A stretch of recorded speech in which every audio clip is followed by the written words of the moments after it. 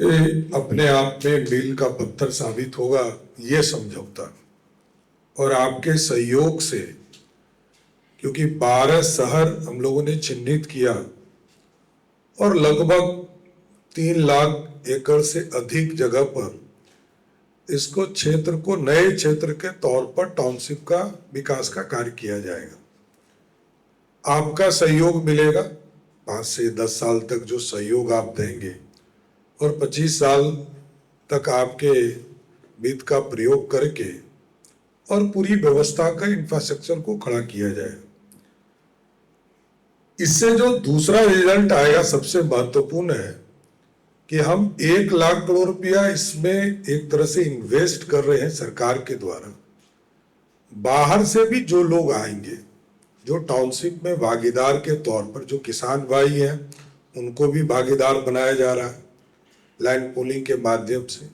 जो किसान भाई अपने जमीन को सरकार को देना चाहते हैं, उसके लिए भी हाउसिंग बोर्ड ने पूरी व्यवस्था खड़ा किया है और उनका भी टाइम फ्रेम हम लोगों ने कहा है कि 30 दिनों के अंदर ऐसी संरचना खड़ा कीजिए कि 30 दिन में कोई भी किसान यदि एप्लीकेशन देता है तो उनको उनके मुआवजा उनको तुरंत मिलने का काम कर सके, इसकी व्यवस्था की जा रही।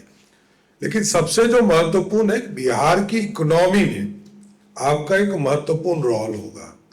पूरी बिहार की अर्थव्यवस्था में, जिस बिहार में सबसे बड़ा टाउनशिप होता था आज से 30 साल पहले, 40 साल पहले, अब उस प्रदेश में हम लोग 12 नए टाउनशिप बनाएंगे और ये मेरा मानना है कि 1 लाख करोड़ रुपया सरकार या सरकार के सहयोग से उडको के द्वारा लगेगा, लेकिन इसमें कम से कम 6 लाख करोड़ का इन्वेस्टमेंट बाहर से लोग करेंगे। ये सबसे महत्वपूर्ण होगा।